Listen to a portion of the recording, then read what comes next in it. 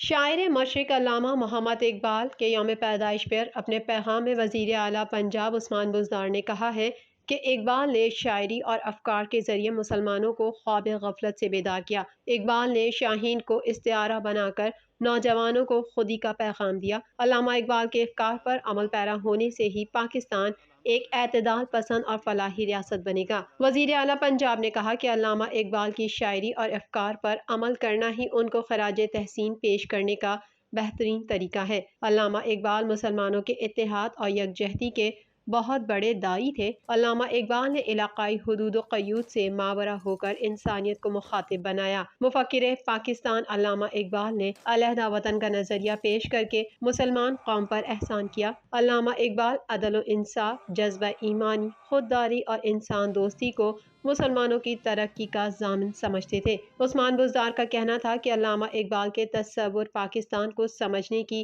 آج اشد ضرورت ہے۔ آج کے دن ہمیں بحیثیت قوم علامہ اقبال کے افکار کو مشعل راہ بنانے کے عزم کا اعادہ کرنا ہے۔